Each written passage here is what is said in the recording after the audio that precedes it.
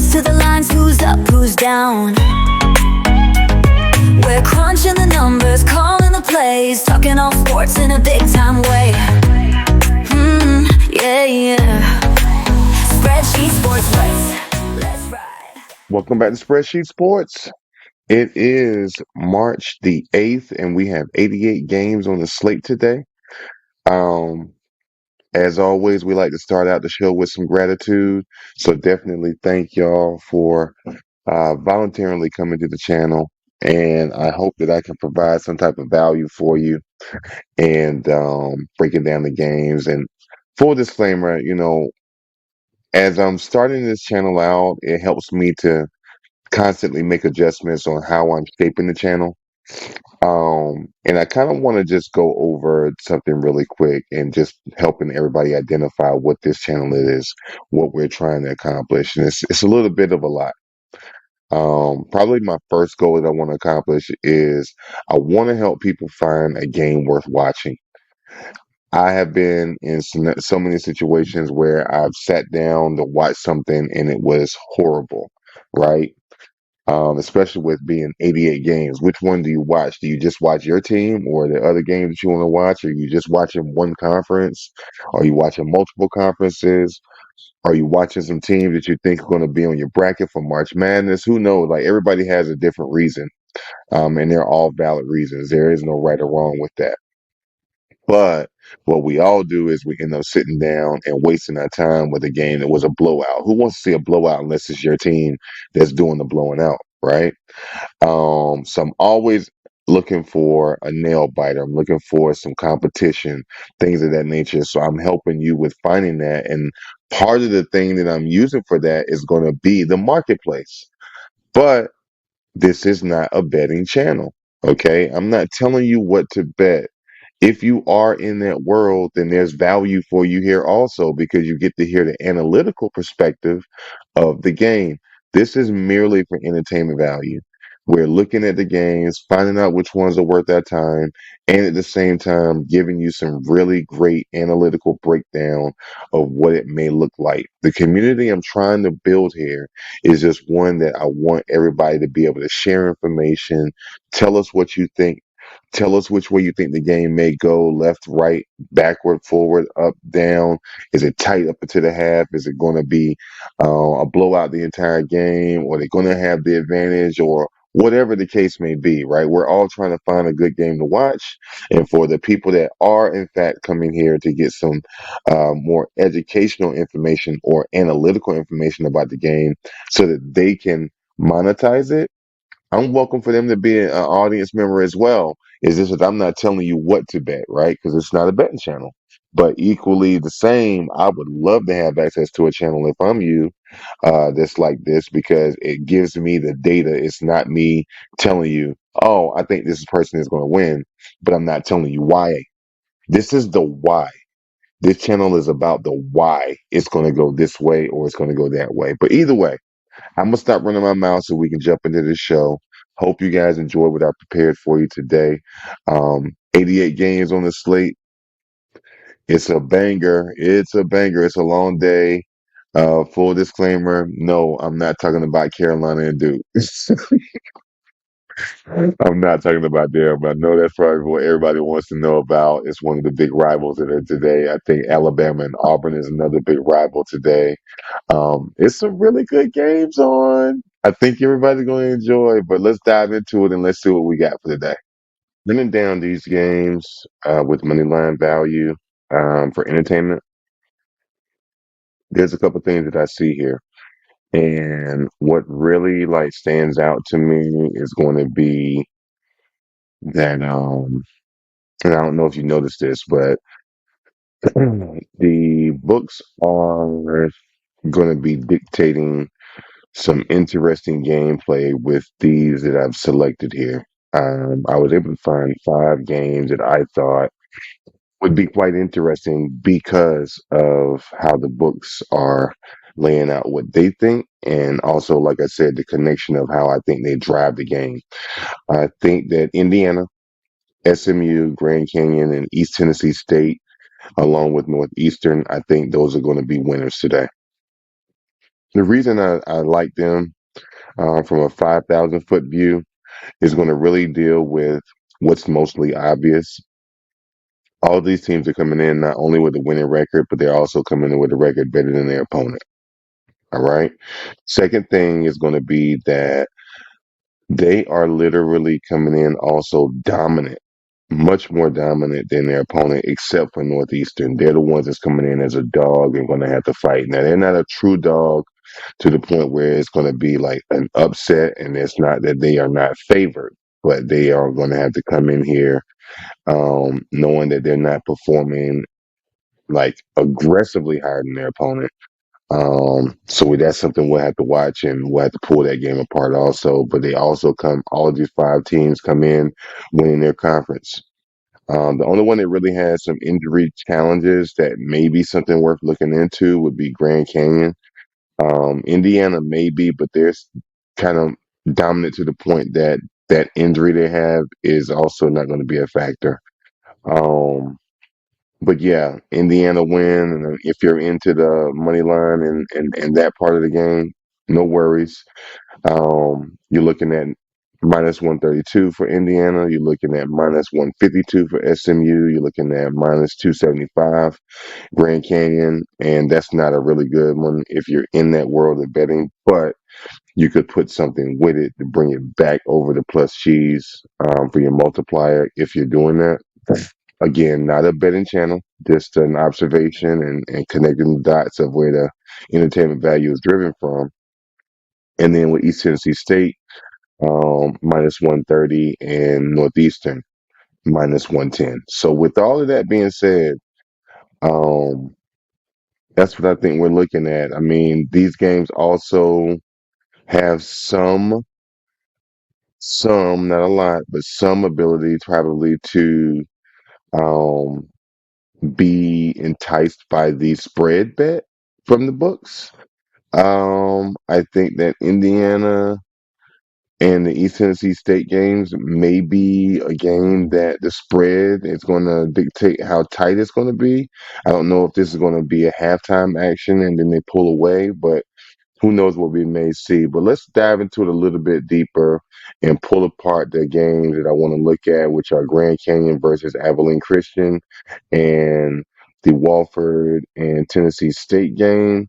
I think that those would be the best for us to look at and kind of like pull it all the way apart. Canyon and Abilene Christian, I was kind of scratching my head, and then I think I found my way through it to really make my decision on what I think is going to happen with this game. And I think Grand Canyon comes out on top, and let me tell you why. Okay. Probably, as we also started the how they win and how they lose. Let's look at how that looks at the very beginning. So Grand Canyon wins better on the road than Abilene Christian, but not by a lot, just by a little bit. So they kind of coming into this with both equally winning around 55, 58%. So 50-ish.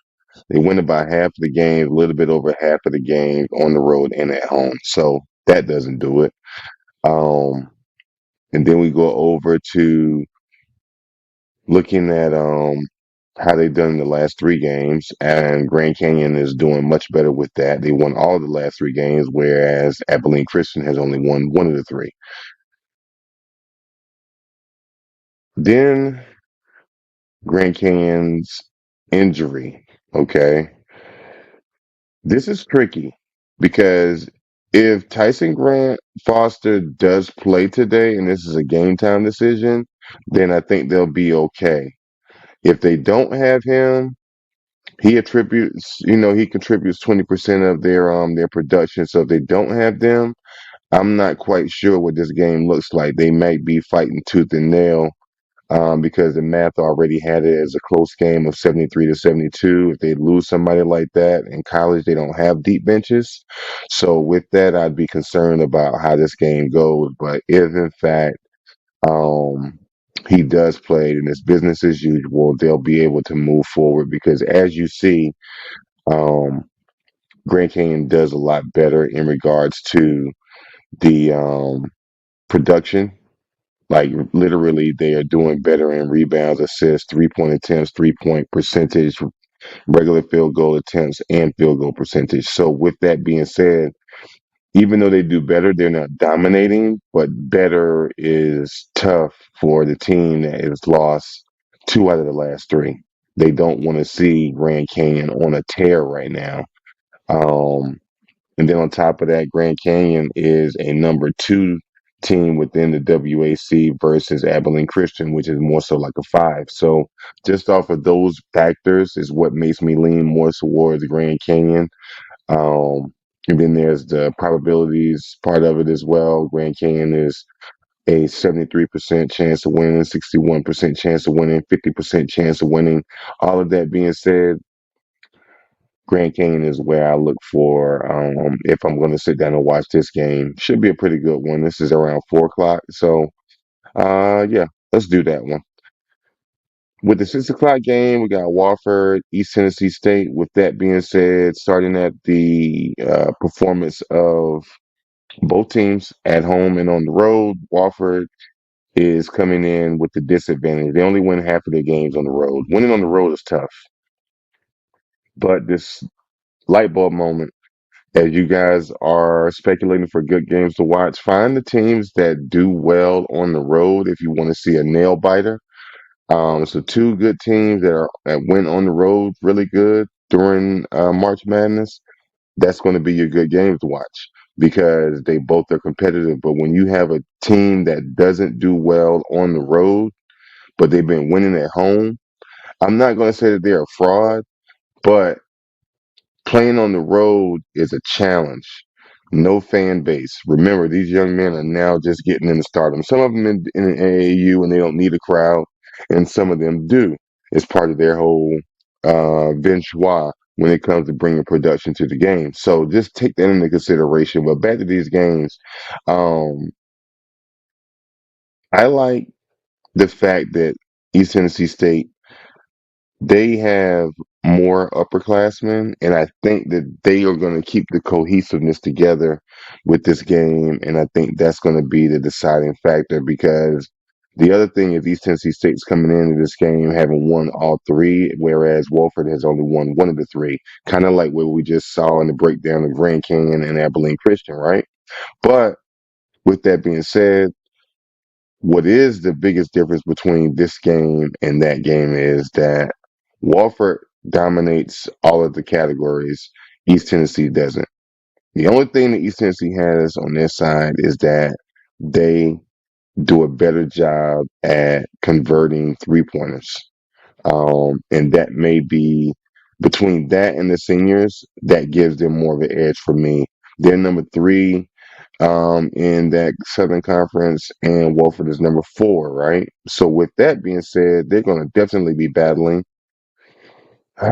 Tennessee State has the better record coming into this. The math says that they have a pretty good chance of winning around 49-50%. So, with that being said, it makes it hard for me to go lean towards Wofford. Even though that's what the data says, I want to lean more towards East Tennessee State. East Tennessee State, and the books even think it's East Tennessee State. The math doesn't, but the books do. That's why they have them as an underdog. Okay, East Tennessee State it is, and they're paying at -130. I think that's pretty good value. So let's stick it there and see if that's going to be a really good game to watch today. Also, moving into our next set of games, which is going to be the entertainment games driven by the spread values, right? I found three that I like looking at. There were a lot. There were a lot because remember we got 88 games, but I wanted to be real disciplined so that I didn't just like be all over the place, right? Because remember I got five that I selected for money line driven entertainment value, and now I have three that are spread driven entertainment value. That's a total of 8 games already, right? So with that being said, I wanted to keep it conservative, right? And with these 3 games, especially with the Auburn game, Auburn did not perform well a couple nights ago. And with that being said, I know they are on a mission to let everybody know that that was not how they handle business. They are going to, I anticipate they come in here and we're going to see some good dominated basketball by Auburn. I don't like to see blowouts, but I'm curious to see how Auburn is going to respond to losing a couple nights ago and how they're going to definitely redeem themselves. So I'm going to lean with Auburn for those reasons without even looking at the data. Um, I like Indiana coming in with the winning record as well. And East Tennessee State, again, we just talked about them for money line, but I also like them for the spread. Same thing with Indiana. I like them for the money line also, but I like them for the spread. But with Auburn, you know, this is what we're looking at.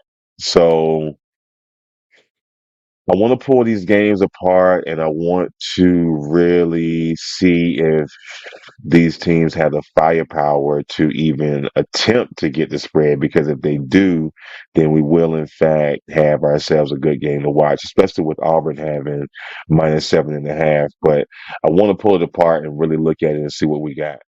Alabama and Auburn is a game that will give you night sweats.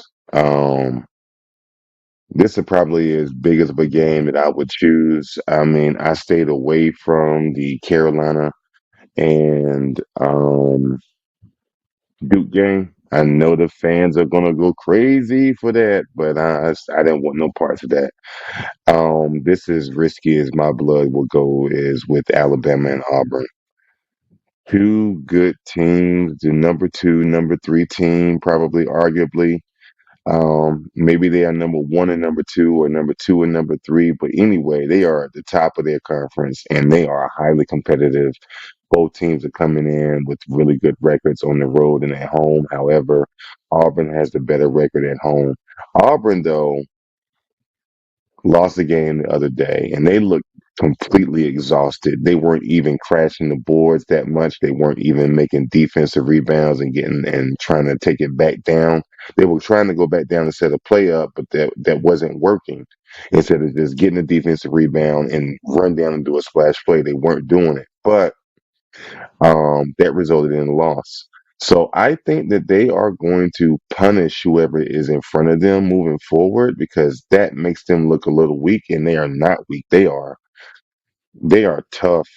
They are tough. They are on my short list with Duke right now. No bias towards Duke. I'm talking about conference breakdowns and also production breakdowns, and Duke does it well right now. Outside of just winning games. You look at them and you look at how they play. Auburn is playing the same way, right? But Alabama is also. So for those reasons alone, it just makes this just tough, right?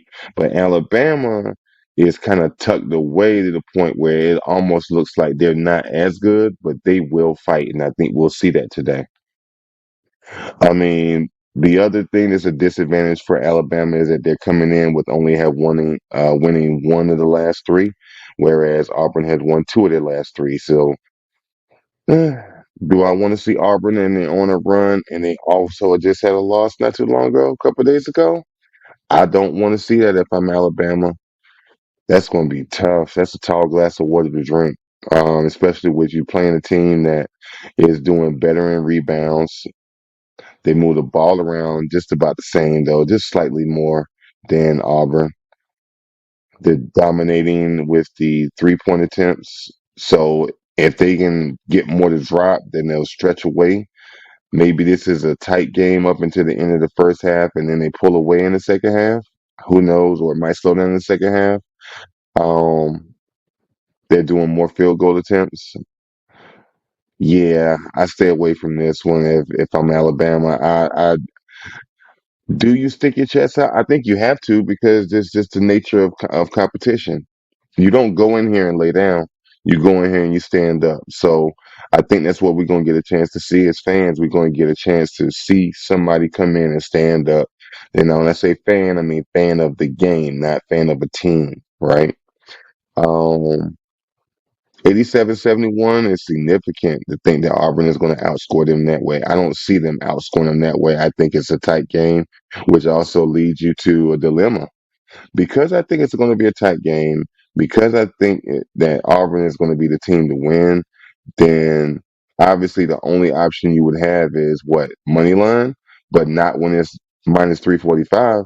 You don't get paid anything off of that. So now you are forced to evaluate: do I take minus 7.5 on the spread? Do I think that Auburn can beat Alabama by 8 points? That's what the spread is for those that are not maybe too familiar with that. Do I think they can? Oh, it's too much of a maybe for me. Now I don't do maybes if I'm in that world. If I'm speculating games to do some type of monetary value on, I don't take that. That's scary for me. I would need it to be 4.5, and they're probably not even paying that much. So they're kind of punking you into taking the 7.5, maybe 6.5. Maybe you can find negative.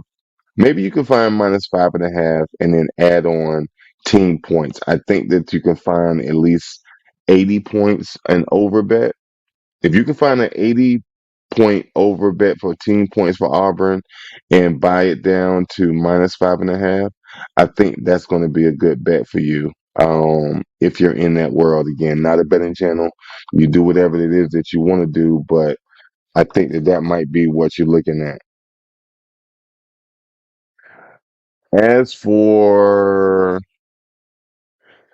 as for the Ohio State and Indiana game, dogfight, dogfight, but not that type of dog where they're coming back and really having to stand up. I just think it's a dogfight from the perspective of um, Ohio State coming in and they don't do well on the road, but they have won two of their last three, and they are a formidable opponent. Um, with those things in mind, I'm not sure if it's going to be enough against Indiana winning 77% of their games when they're at home, them having 58% of their roster being upperclassmen, right? And then on top of that, they won two out of the last three, just like Ohio State. Where there are some competitive matchups are going to be with the rebounds, with the assists. Both teams are moving the ball around. It's just that Indiana crashes the board more and moves the ball around more than Ohio State, but not dominate. Even when it comes to 3 point attempts, they both try the three attempt around the same amount of times. It's just that Ohio State does a better job with making that, right? Significantly in the 3 point percentage. So that may be a problem, and that might be their opportunity to kind of either stay in the game, or if they can last the halftime and start trying to pull away after the half with 3 pointers would be ideal. But that's only if Indiana is not knocking them down. They're not coming in with a highly significant better record than Ohio State. They just have a better ranking than Ohio State in regards to wins and slightly with performance. But I still go with Indiana. The math says go with Indiana. 74-71. Yeah, I think I'm sticking with the math. Uh, Monetary value minus 132. Spread is minus 1.5. I think I just stick with the money line if I'm in that world. That probably looks like the best route to go. But that's all I got for these two games. I think that we get the entertainment value that we're looking for. And it should be quite interesting. So here are our dogs. Here are our dogs. It took me a minute to find these. It took me a minute to find these. They always have them like laid, they're layered in there some type of way. And I don't know whether it's because the books don't know and they're throwing something against the wall to see if it sticks, or they do know, or they have a really good chance of knowing, but they're like, eh, do I want to lose my shirt? Maybe. But that helps us with the entertainment value so we can watch the games we want to watch and which ones may have a comeback story, right? And I'm gonna pull these games apart so we can see which ones have a comeback story. But I got St. John's, Arkansas, Belmont, Furman, and Baylor. as our teams that are going to be some fighting dogs and they're not going to go away quiet. And I think we're going to have an unpredictable result in these games, and they're going to come down to either the buzzer beater or the last 2 minutes of the game. I think that's what we might see with these particular games because the timing of it all in the season, it's just that it's that time. Like it's just that wins. Um, Spring breaks are coming up. These young men are excited. I just don't. It's hard to see it any other way than this. But let's look and see the two games. No, I chose 4 games. Let's look at the 4 games. I got the 4 dogs we're gonna pull apart, and let's really see how this might go. St. John's and Marquette is a tough game to call. It really is. It really, really is. And the reason that I think it's a tough game to call is going to be this matchup. It scares me, and this is why they are a dog, along with the other 4. Um, Here's why they are a dog. The books think that it is going to be Marquette. Okay, that's what they're telling the marketplace that it's going to be, which is going to drive this to have some entertainment value. And the books think that it's going to be a close game and be decided by anywhere from 1 to 3 points, right? With that being said, does that make any sense? Yes, it does. And here's why. Both teams win on the road and at home all the same. Okay. What's also evident is that you got a team that both of them have about the same mix of upperclassmen and seniors. There's no edge there. St. John's is coming in winning all the last 3 games, where Marquette has won 2 of the last 3 games. St. John's has better offense than Marquette. St. John's has a better defense than Marquette. But Marquette does come through for 3 points. I think that's the only thing that they really got in their back pocket. Everything else is giving the advantage to St. John's. Rebounds, assists, they crashing the board, they're moving the ball around, just taking regular shots, and they make more regular shots. Um, those 2 things scare me because it keeps it so close, so close. St. John's is a number 2 team in their conference versus a number 5 Marquette, so it's not like you're really scared, but at the same time, you are aware. You are aware.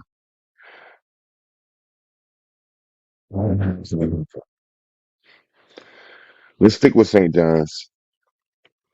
I'm sticking with St. John's to cover the spread at least plus 2.5.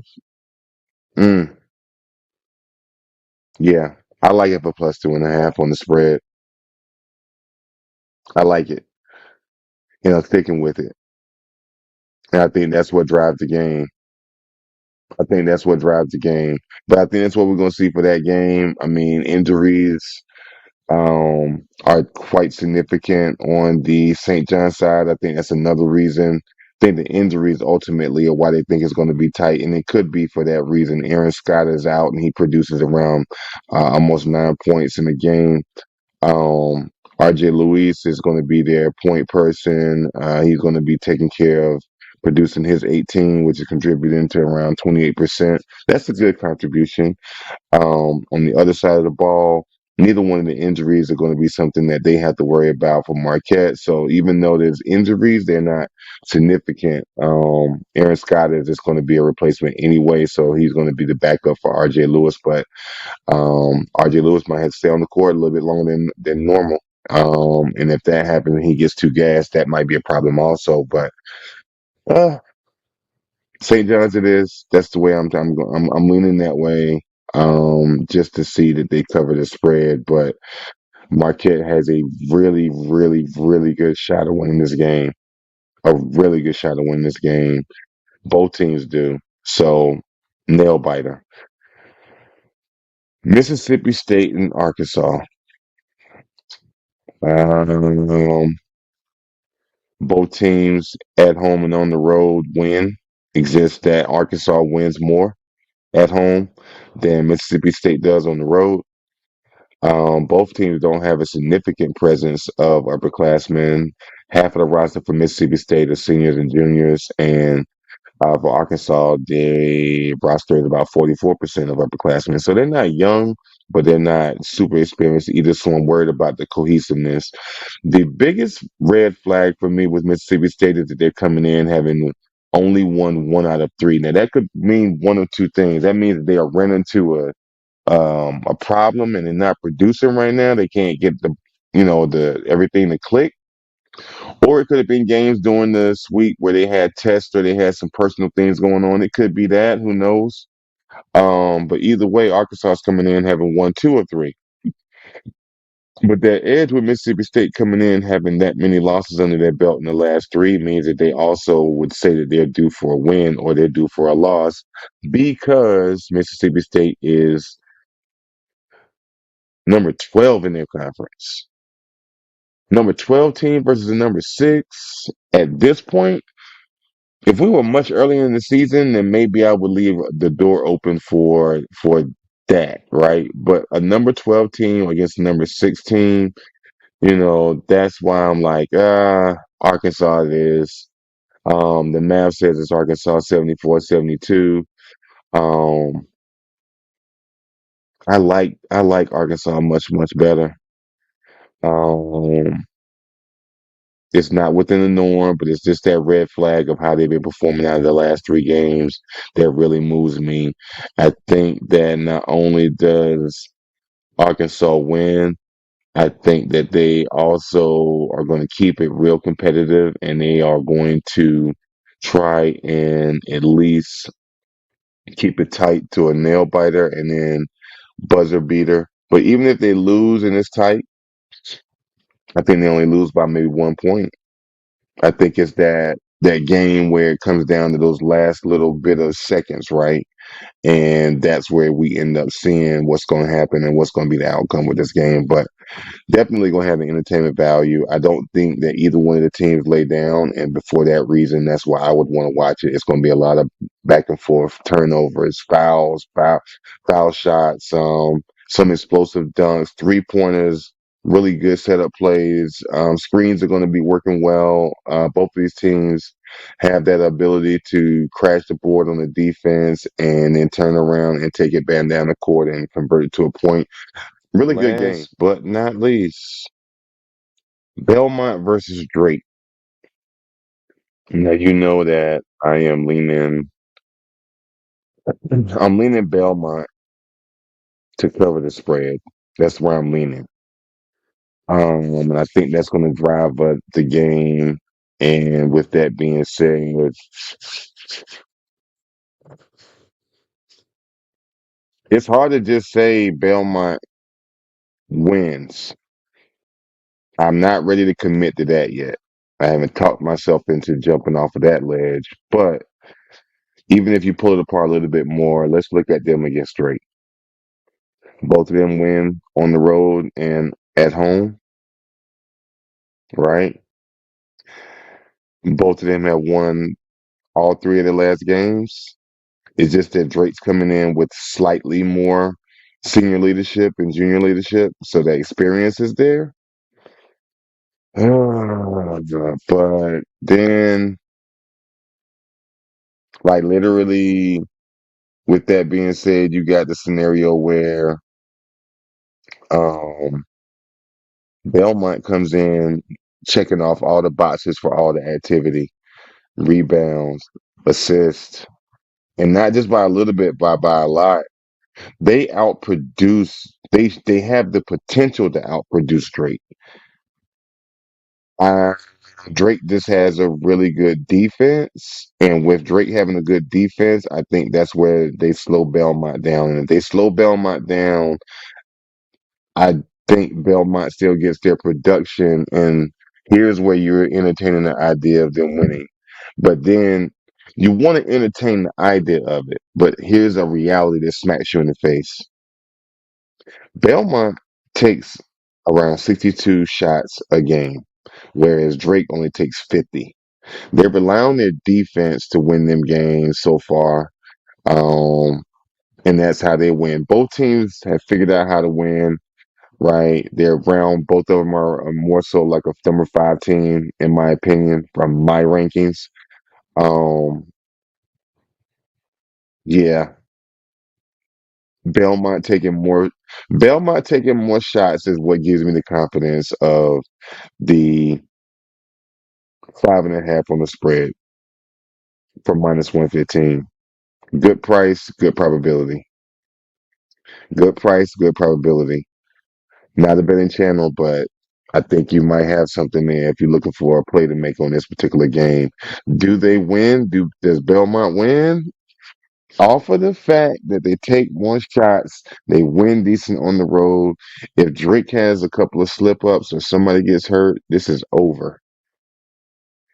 Um, Jonathan Pierre and Bennett Sturts, they both they're contributors. I don't think these star players are gonna like throw the game on their back. They don't contribute 30% of the points. They're around 20%, not even a quarter. So nah, they're not going to be the deciding factor. I think ultimately everybody on the roster for Belmont that plays is on that court taking shots is going to be the deciding factor. Belmont definitely covers 5.5 and really high potential that they win. Furman and Sanford. What do I like with this game? What do I like with this game? I want to play it safe and say that the spread is going to be your best option. Stay away from the money line. Um, yeah, that might not be what you want to see this right now. Um, both teams win good on the road and at home. Both teams have about the same amount of upperclassmen. Furman has won all their last three, whereas Sanford has run two of three. Right? Tomato, tomato so far. Right? Offensive points, Sanford is the better team. Defensive production, Furman's your better team. Rebounds, assists, by a little bit, Furman.